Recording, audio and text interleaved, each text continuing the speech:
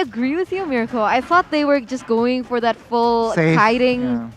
backing away type of style, especially seeing their composition and the composition coming from Rebellion, because almost all of these will want to dive, even the Lunox, but Rebellion will finish their composition off with the Aldos once again. Oh. And Yeah. seeing that, Aldos is a huge counter as well to that backline, Yeah, what they're saying is, okay, you have Sicilian, you can play the early game with that Hellcat, but let me secure myself a late game hero here. In that Aldous, with that Chase Fade, provides a lot of utility and map vision as well.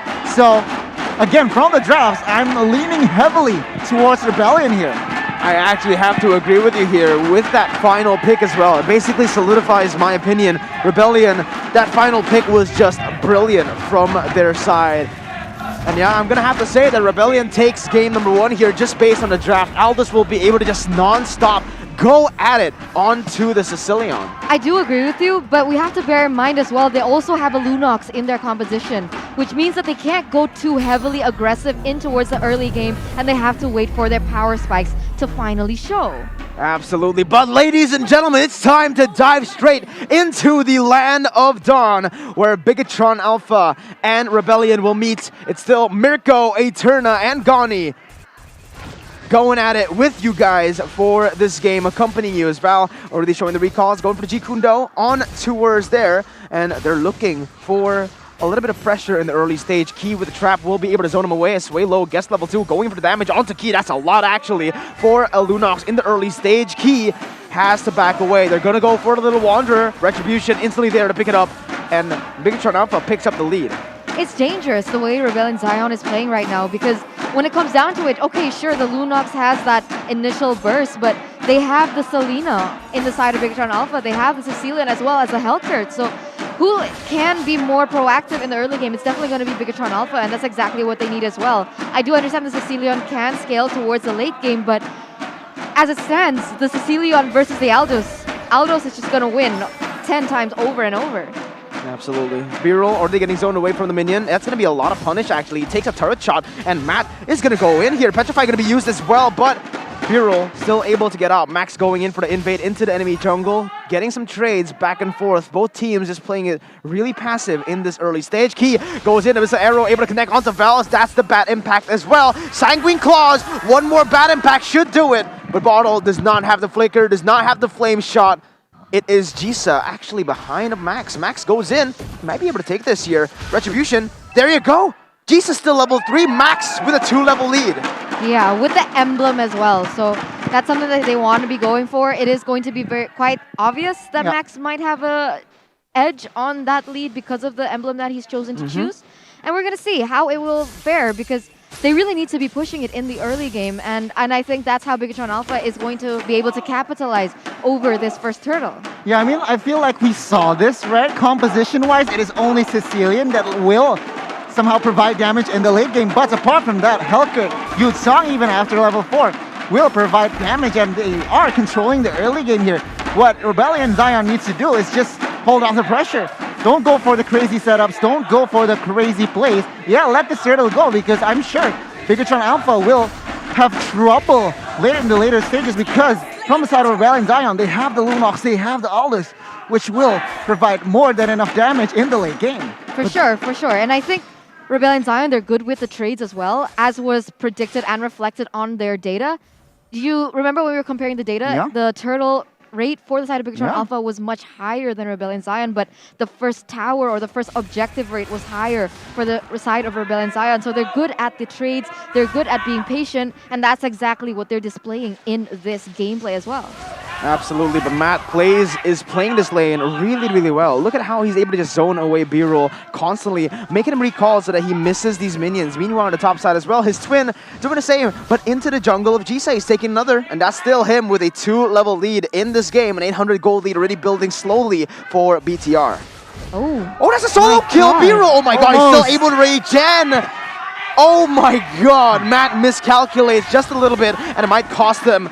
B-roll forced to back away, but he gets a lot of gold in that bottom side. Yeah, again, composition-wise, I feel like Bigetron still with their early game, early tempo, but I'm not seeing enough here. Perhaps Rebellion wants to set up here. I'm not sure if that's going to pay off. Uh-oh, Suelo jumping in with Order of Chaos as well. Jisa with the Phantom Execution. Repo brings Jisa back. That's going to be the damage to bring him back. And Max is here with the backup. Key as well. He jumps forward. He goes for the damage. But it is going to be the Order of the Brilliance popped in to survive. Key, 1 HP, gets out. Bigetron Alpha on the back foot, but still with a 1,000 gold lead. My god, these trades are so close. They're always just surviving with barely any HP, but they survive nonetheless. And as it stands, Bigetron Alpha, they are leading at an almost 1,000 gold lead, despite Rebellion Zion giving their best. But whoa!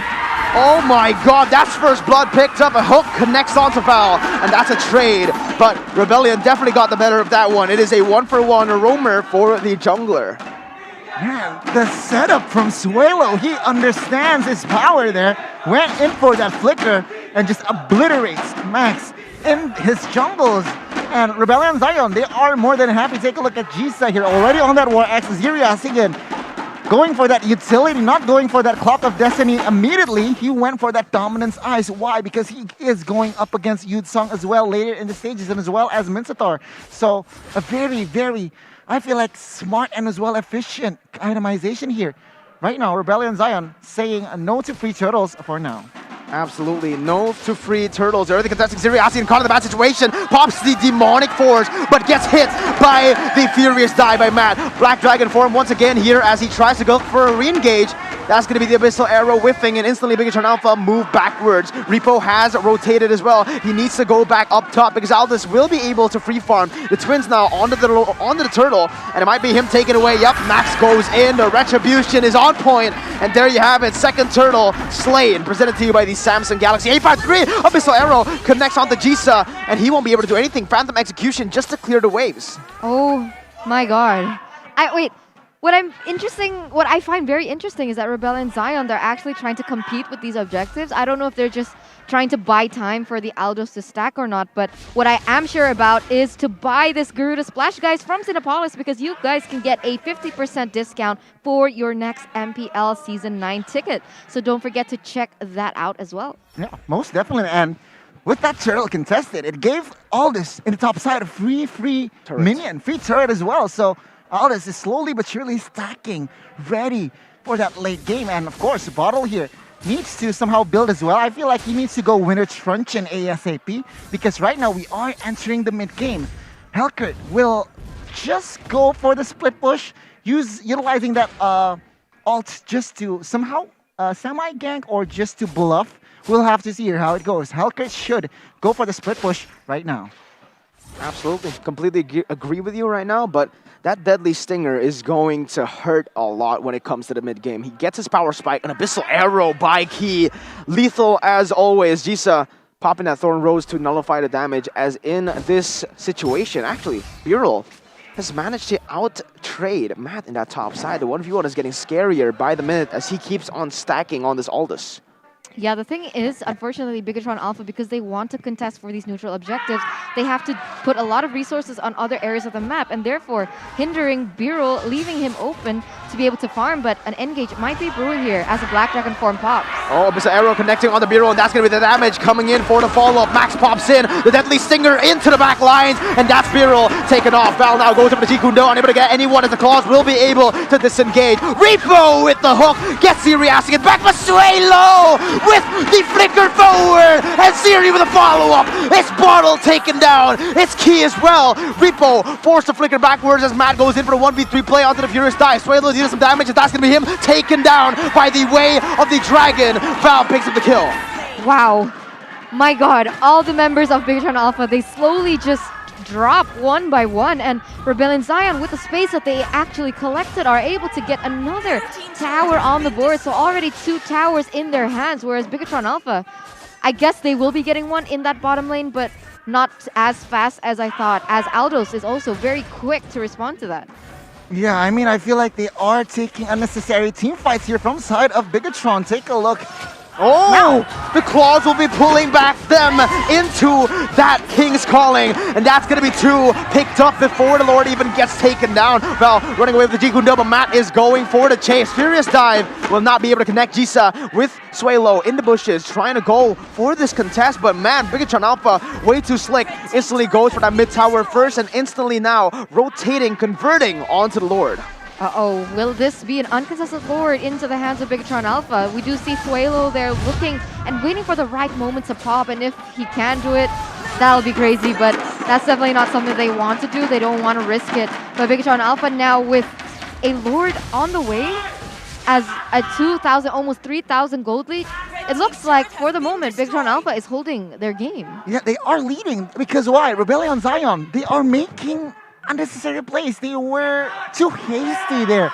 Two members all of a sudden, as well as Zirias again gets taken down. It was unnecessary, but right now with the Lord push, Rebellion Zion will definitely defend this one. But Bigetron, surely, with this lead, I feel like they have a chance to take the late game perhaps. They're not really using this Lord efficiently here. They pushed up 3 waves, but they're not doing anything with the Lord. Lord in the mid lane just taken down for free for the side of Rebellion Zion, and now what are they supposed to do? They can't really look for sieges. Remember, they need to look for fights when we're talking about Bigetron Alpha. They have a 3k gold lead. Val looking for the Jikundo. Bottle still able to get away with the help of the Furious Dive. Val now gets pulled back into place, and that's the hook once again. One more bad impact should do it, but the Abyssal Arrow will whiff Bigetron Alpha with the fight, using it to convert on objectives once more. So they do at least get 2 towers in that particular movement, so that is still a win for the side of Bigetron Alpha as they are getting a 3,000 gold lead, but Suelo. Oh, there you go, Suelo, where you going?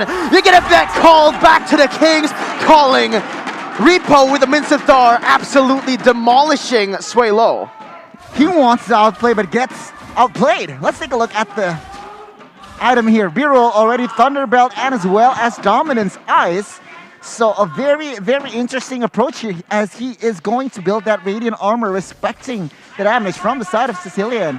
But take a look at Max here, DHS, Malefic Roar, and as well as War X. He is more than ready, I feel like, to fight. But for now, they are playing the map game here with turrets ahead. So yeah, Bigetron, if they want to win this, they should play this macro.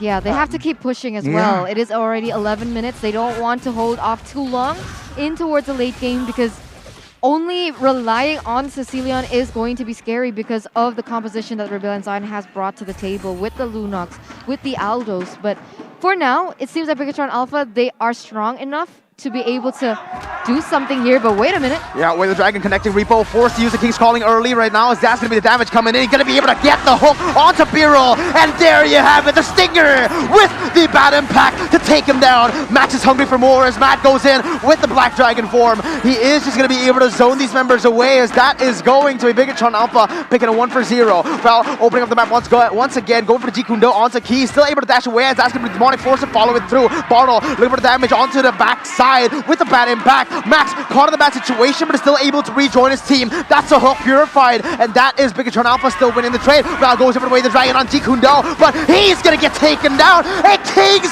Calling with a furious dive, and the bad impact to seal their fates. A 3 for 0 for BTR. 3 for 0 and almost a 5,000 gold lead just because Rebellion Zion, they were already on the back foot, but they kept on committing into these pickoffs, and I'm not sure why they were trying to do that. And with that in mind, Bigetron Alpha, they're just free to take this next Enhanced Lord. Forcing weird team fights here now. Bigetron have a lot of space to secure this Enhanced Lord, and they might look for a base turret, but yeah, Gisa. Oh, Jesus, nowhere to go. That's the King's Calling. You're stepping into BTR 6K ahead. Wow, once again, what a play there from the side of Bigetron, defending a little too hasty once again from the side of Gisa, trying to make the outplay. No, nothing from Gisa, still 0-1-1. And I feel like even though Rebellion have the late game, but Bigetron seems to have more better execution, more right decision making here in the game. It's nice to see this. It's nice to see Bigetron Alpha finally stepping up. They understand their composition. They want to go aggressive from the early game to the mid game, securing everything that they could secure, able to translate it into objectives as well. And now Rebellion Zion, they look like the ones who are in shambles. They look like the ones that are behind. As Repo is really good at this Mincetar, being able to deny any engages that Rebellion Zion hopes to succeed on. Absolutely. Look at the top side. It's going to be the Enhanced Lord jumping in, and that's going to be the hook connecting onto Ziri As again. Lord munching down on that turret. It is going to be Jisa using everything to clear it, though. In the mid lane, still buffed minions, but it seems like Bigetron Alpha will only be able to find one base turret. Abyss Arrow, though, and that's the hook! Oh my god! Sway low gets taken down. A furious dive to end Val's life here in the 14th minute, and it might be over. Jisa, Biro, and Ziri As again. No high ground to rely on. Repo goes over the hook, unable to connect. That's going to be the Sanguine Claws as well. Bigetron Alpha, they need to stay patient, wait for the minions, and look for a play. Ziri gets chunked to half HP. Chase fake going to be popped. Jisa jumping in, but King's Calling will lock him down. Bye! Jisa, he gets taken down, and that's going to be Ziri As again pop. Another bad impact as Bottle has redeemed himself. A double kill and a 10k gold lead. Bigetron are back.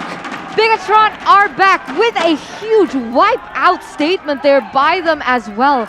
And it was amazing to see. Finally, they really are coming together. And the question is the bald buff real? Yeah. The bald buff is, for now, real. 1-0. A very solid win for the side of Bigetron and Rebellion. They were forcing weird fights. They were forcing unnecessary plays, and it cost them. It cost them. Bigetron being the patient and more composed team. And yeah, it was too much for the side of Rebellion Zion. For a team with so much dive in, they really went in so aggressively, even though there was so much CC in the hands of Bigetron as well. Yeah, I mean, that King's Calling was the MVP, I feel like. Yeah. Once Jisa went in with any skill, puncture, Thorn Rose, or even